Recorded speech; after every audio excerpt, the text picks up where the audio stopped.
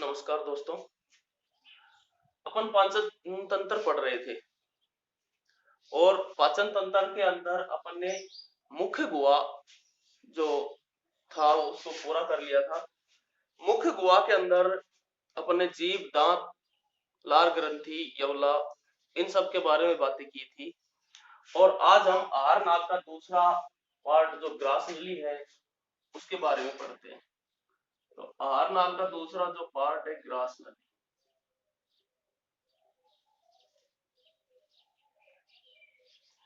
Grass नली के दोस्तों दो भाग होते हैं। पहले भाग को बोलते हैं ग्रसनी,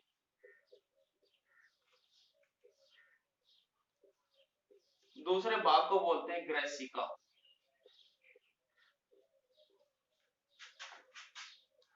नंबर एक पे अपन ग्रसनी की बात करते हैं। ग्रसनी क्या होती है, कहां पर स्थित होती है, इसके क्या कार्य होते हैं।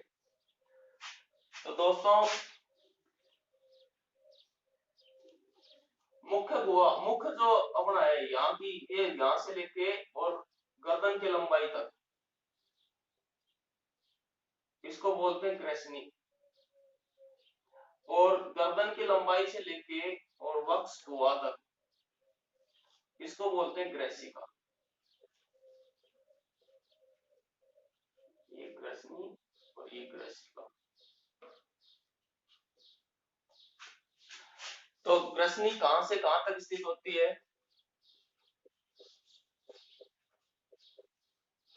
गर्दन की लंबाई तक स्थित होती है।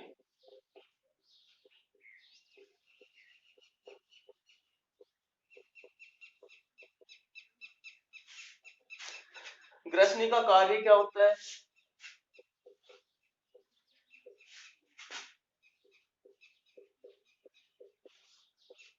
यह भोजन को तथा वायु को, भोजन और वायु दोनों को श्वास नली में जाने से रोकती है। यह होता है ग्रसनी का मुख्य कार्य। तो ग्रसनी भोजन तथा वायु को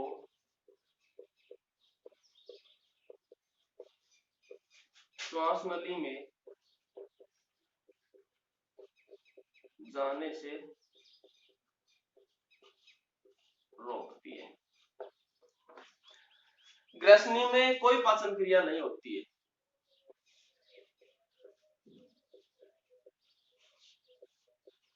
ग्रसनी में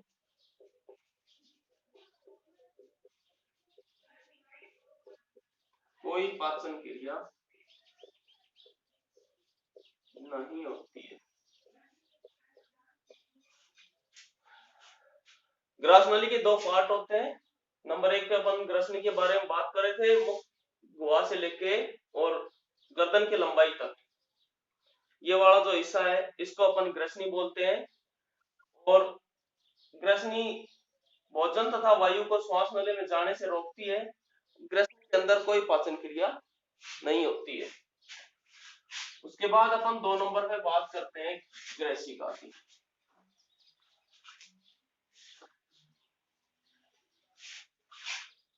दो नंबर पे बात करते हैं ग्रैसिका की।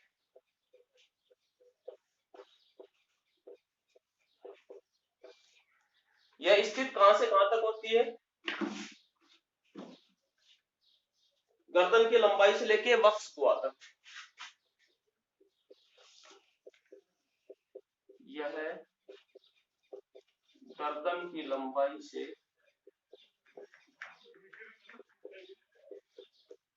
वक्ष गुहा तक स्थित होती है।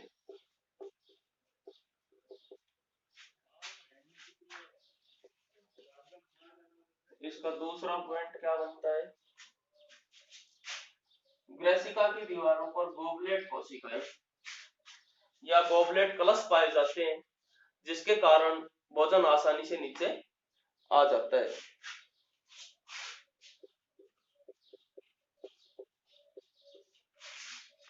ग्रैसिका की दीवार पर गोबलेट कोशिका, गोबलेट कोशिका या गोबलेट कलश पाया जाता है, गोबलेट कलश पाया जाता है,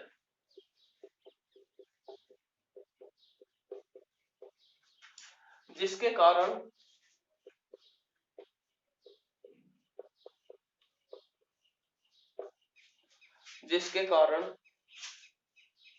इसकी दीवार चिकनी होती है,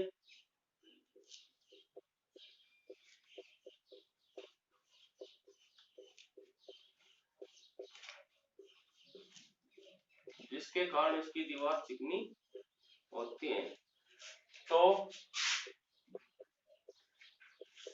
भोजन आसानी से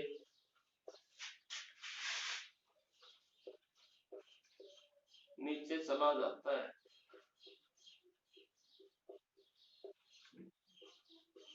नंबर 3 पॉइंट इसका क्या होता है, इसमें भी कोई पाचन क्रिया नहीं होती।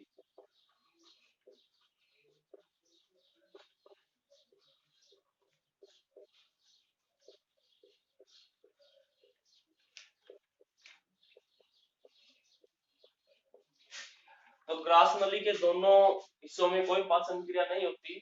और अगर लंबाई की बात करें तो पूरी ग्रास नली की लंबाई लगभग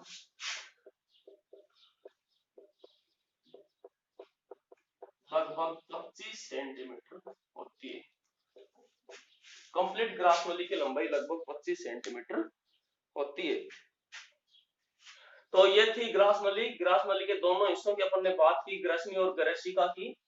तो ग्रसनी गर्दन की लंबाई से वक्ष गुहा तक स्थित होती है, ग्रेसिका गर्दन की लंबाई से वक्ष गुहा तक स्थित होती है, और ग्रेसिका की दीवारों पर गोबलेट कोशिकाएं पाई जाती हैं, जिनको गोबलेट कलश भी कहते हैं, जिसके कारण इसकी दीवार चिकनी होती है, तो भोजन आसानी से नीचे फिसल जाता है, और इसमें कोई पाचन क्रिया नहीं होती। ये थी ग्रेसिका।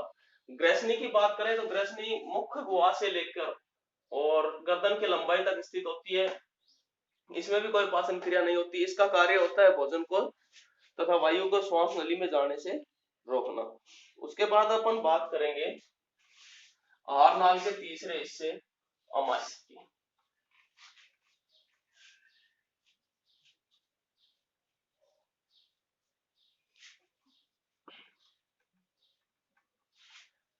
अमाशय आहार नाल का सबसे चौड़ा थैलेनुमा भाग होता है।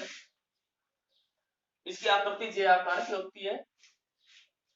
अमाशय के बारे में अपन बात करते हैं। तो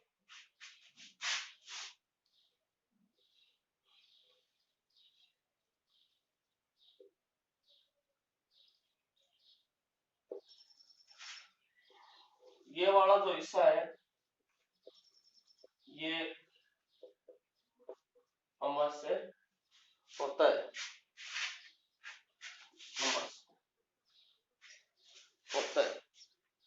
अमाशय की दीवारों पर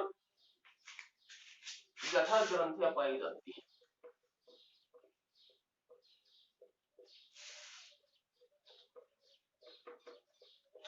जठर ग्रंथि जठर रस का निर्माण करती है। अमाशय के 3 पार्ट होते हैं, कार्डिक, फंडिक और पाइलोरिक।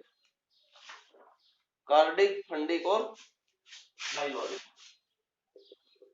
यहाँ पे कार्डिक भाग होता है, और फंडिक पाइलोरिक की बात करते हैं तो दाएं भाग में पाइलोरिक और कार्डिक का ये भाग नहीं है, कार्डिक इधर पाया जाता है। ये कार्डिक होता है, ये वाला भाग फंडिक होता है, और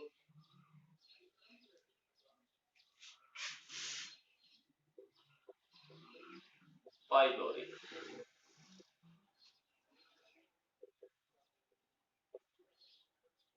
कार्डिक होता है और ये पाइलोरिक।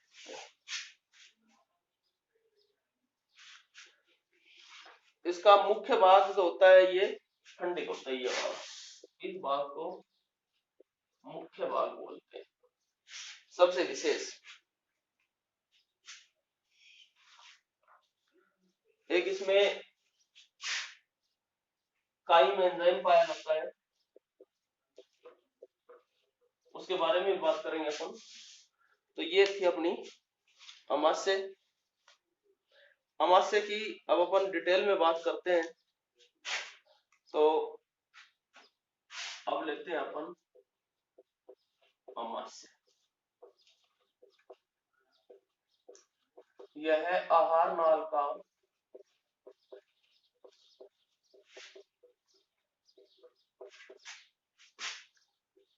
सबसे चौड़ा, यहां से भाई ये छोटी आंत के साथ जुड़ जाता है, छोटी आंत के साथ। आहार नाल का सबसे चौड़ा थैलेनुमा भाग, आहार नाल का सबसे चौड़ा थैलेनुमा भाग, इसकी आकृति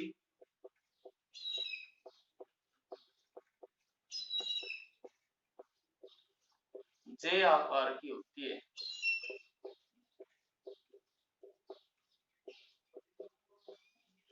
अमाशय की आकृति जे आकार की होती है।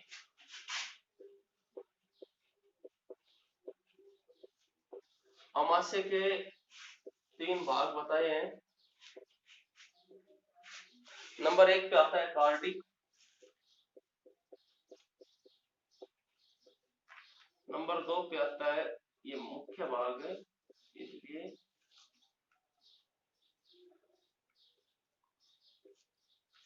फंडिक जो भाग है इसको मुख्य भाग बोलते हैं। पहला भाग होगा कार्डिक, नंबर 2 पे मुख्य भाग है वो है फंडिक, और नंबर 3 पे आता है इसका भाग पाइलोरिक।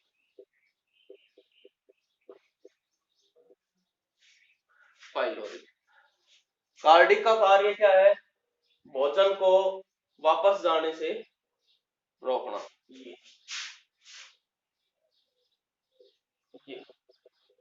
ये कार्डिक का कार्य है, भोजन को वापस जाने से रोकना। कार्डिक का कार्य है भोजन को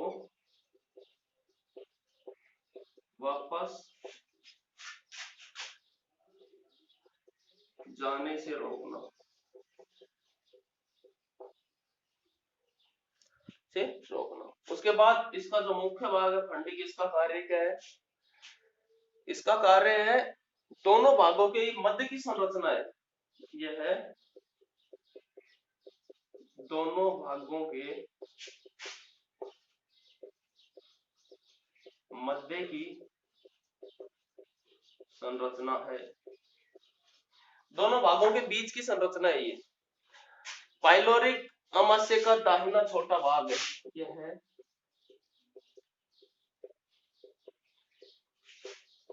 अमाशय का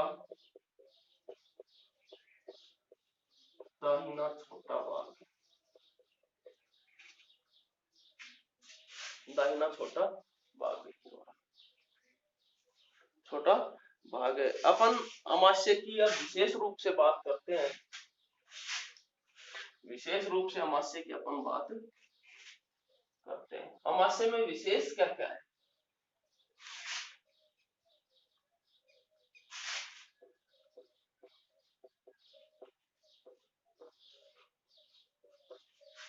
नंबर 1 सबसे पहला पाचन, सबसे पहला पाचन।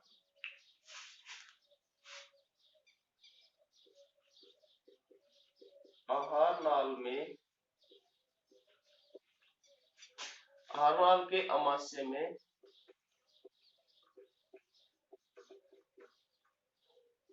सबसे पहली पाचन क्रिया होती है।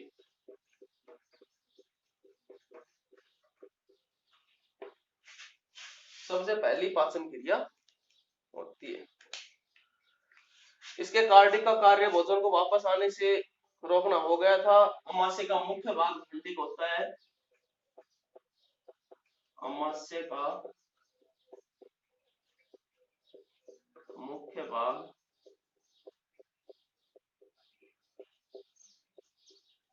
अंडिक होता है। यह दोनों के बीच की संरचना है, दोनों हिस्सों के बीच की संरचना है। अमाशय की दीवारों पर जठर ग्रंथियां पाई जाती हैं। अमाशय की दीवार पर जठर ग्रंथि पाई जाती है।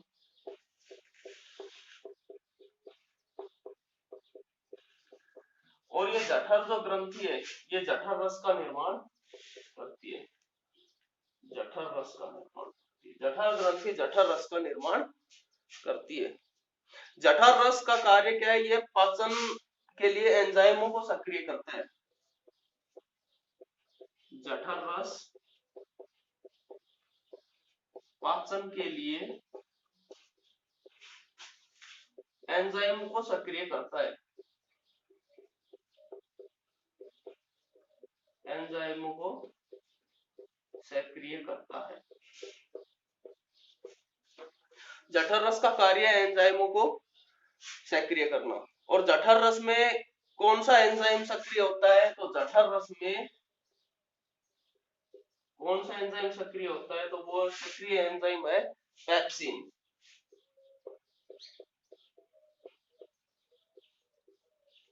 पेप्सिन एंजाइम जठर रस में सक्रिय होता है। जठर ग्रंथियों को एक हार्मोन प्रेरित करता है। तो वो हार्मोन कौन सा है? जठर ग्रंथि को गैस्ट्रिक नामक हार्मोन, गैस्ट्रिन हार्मोन प्रेरित करता है।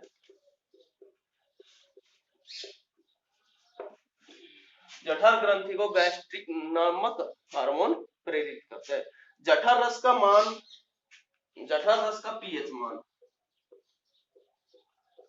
जठर रस का पीएच मान 1 से लेके 3.5 तक होता है। इसकी प्रकृति अम्लीय है।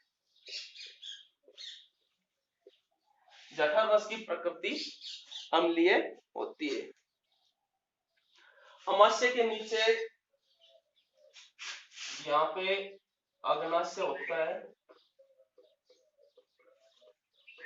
अमाशय के नीचे यहाँ पे अग्नाशय होता है। अग्नाशय होता है। और अमाशय के साथ इधर लीवर या जिसको यकृत बोलते हैं, यकृत या लीवर। और यहाँ पे ये पित्ताशय स्थित होता है।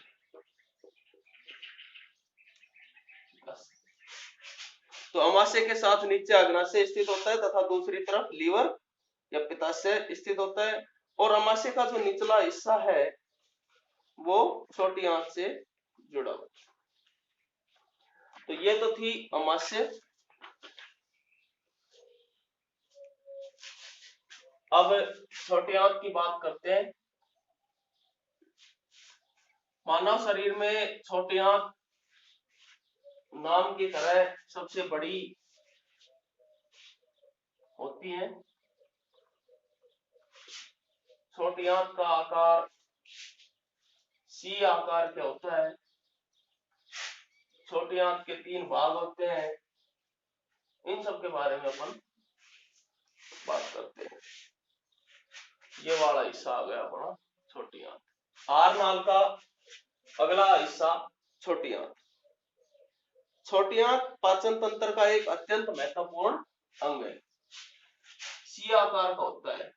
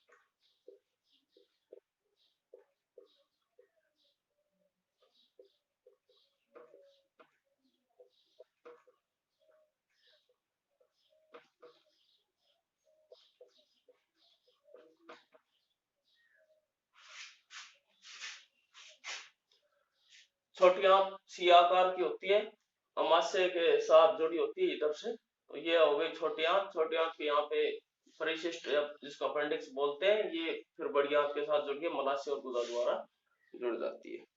तो अपन छोटी आंत की बात करें, छोटी आंत पाचन तंत्र का एक अत्यंत महत्वपूर्ण भाग है, यह अत्यंत महत्वपूर्ण अंग है। अब छोटी आंत का कार्य क्या है, ये सब अपन बात करते हैं। तो आहार नाल का हिस्सा जो छोटी आंत है वो स्टार्ट किया अपन ने, और छोटी आंत आहार नाल का सबसे लंबा भाग है। इसकी लंबाई 4 छोटी आंत की लंबाई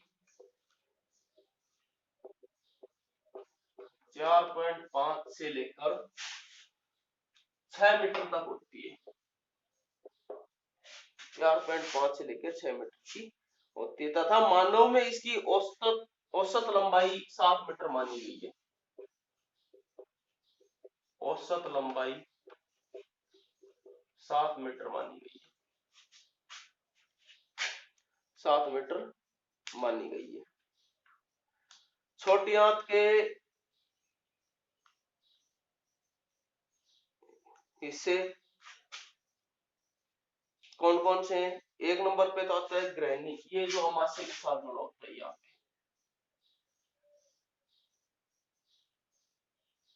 इसको बोलते हैं ग्रहणी।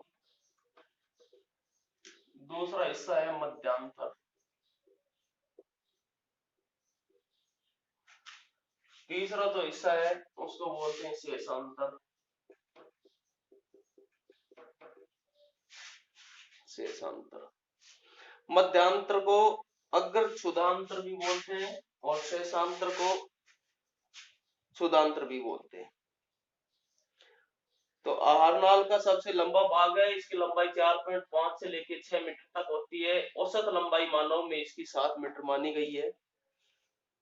और आहार नाल के इस अंग में सबसे अधिक पाचन तथा अवशोषण होता है। सबसे अधिक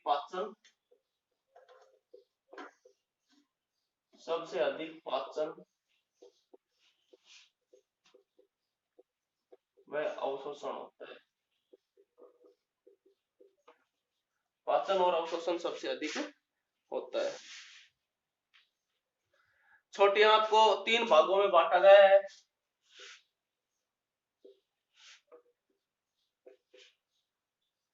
ग्रहणी,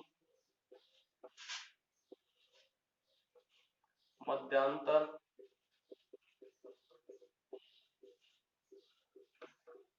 शेषांतर। मध्यांतर को अग्र क्षुधांतर भी बोलते हैं और शेषांतर को क्षुधांतर कहते हैं। अब अपन बात करते हैं ग्रहणी की। यह अमाशय से जुड़ा होता है। यह अमाशय से जुड़ा होता है। पहला सबसे छोटा भाग है छोटी आंत का, सबसे छोटा भाग, सबसे छोटा भाग। यह भोजन के रासायनिक पाचन एंजाइमों में सबसे महत्वपूर्ण भूमिका निभाता है। एंजाइमों में महत्वपूर्ण भूमिका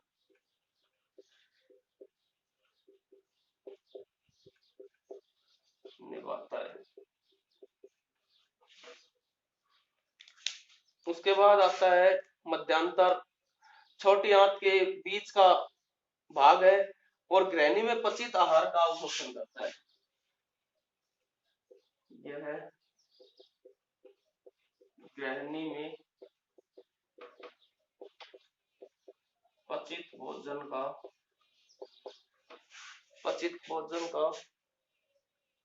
अवशोषण करता है। अवशोषण करता है, ग्रहणी में पचित भोजन का अवशोषण करता है। और शेषांतर यह छोटी आंत का सबसे अंतिम हिस्सा है, सबसे अंतिम हिस्सा है। पोषक तत्वों के पित्त, लवण व विटामिनों का अवशोषण करता है। पित्त, लवण तथा विटामिन का अवशोषण करता है।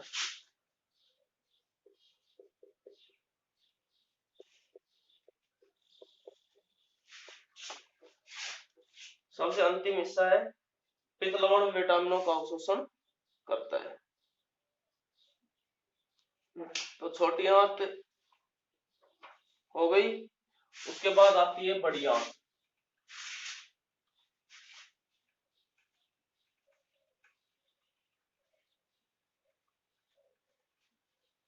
पाचन क्रिया की दूसरी प्रक्रिया छोटी आंत में होती है, उसके बाद आती है बड़ी आंत।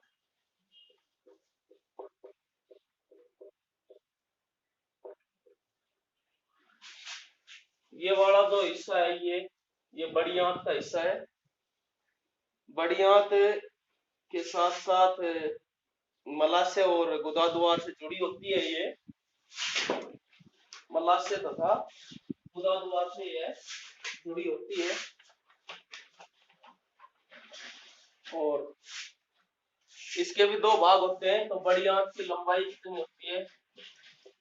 लगभग 1.5 मीटर और इसका आकार उल्टा यू,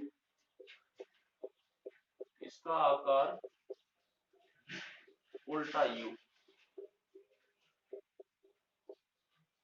उल्टा यू। बड़ी आंत का मुख्य कार्य है जल तथा खनिज लवणों का अवशोषण तथा अपचित भोजन। मुख्य कार्य, मुख्य कार्य खनिज लवणों तथा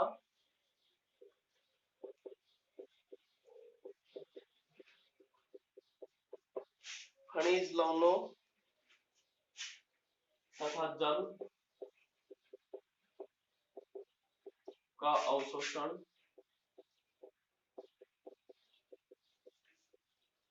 जल का अवशोषण व अपचित भोजन को मलद्वार से उत्सर्जित करना। वह अपचित भोजन का मलद्वार से उत्सर्जित करना, ये इसका मुख्य कार्य होता है। इसके दो पार्ट होते हैं, सिक्कम और कॉलन। सिक्कम और कॉलन।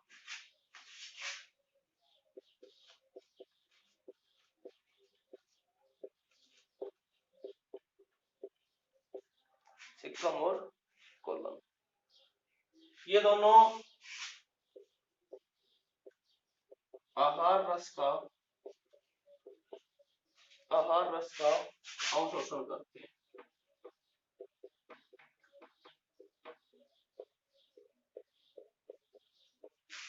आहार रस का अवशोषण करते हैं। तो ये बड़ी आंत थी। अब अपन देखते हैं मलाशय।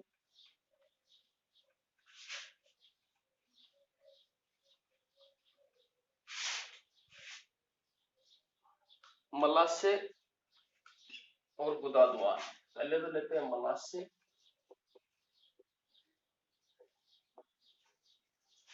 मलाशय आहार नाल का अंतिम भाग माना जाता है।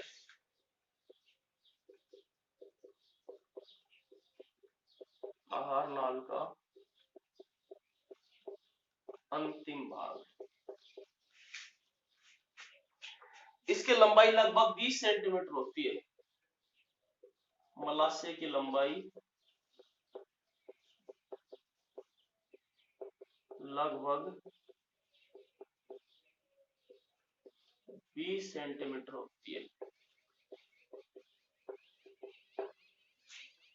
20 सेंटीमीटर होती है। उसके बाद आता है गुदाद्वार इसी के साथ।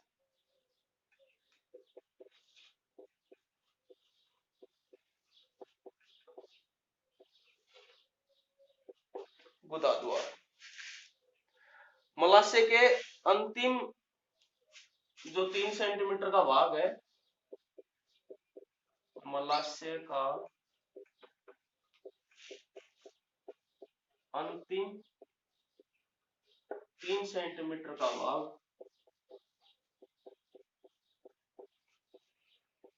गुदाद्वार कहलाता है। मलाशय के अंतिम 3 सेंटीमीटर वाले भाग को गुदाद्वार या गुदानाल कहते हैं। नंबर 2, गुदाद्वार मलद्वार के रास्ते, मलद्वार के रास्ते बाहर की तरफ खुलती है, बाहर की तरफ खुलती है। नंबर 3 पे आता है यह पचित आहार रस के अवशोषण के पश्चात, यह पचित आहार रस के अवशोषण के पश्चात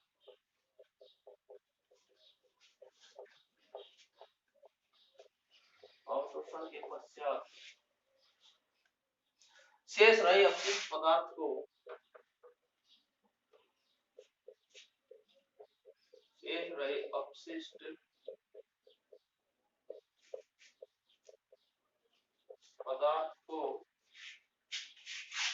अपशिष्ट पदार्थ को बाहर निकालने की प्रक्रिया, बाहर निकालने की प्रक्रिया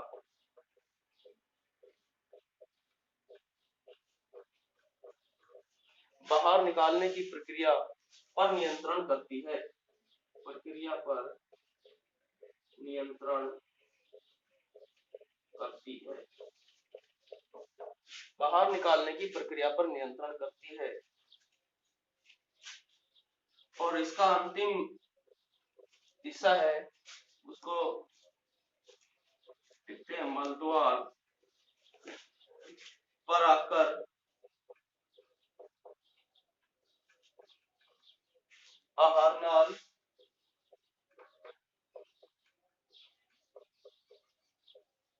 समाप्त होती है।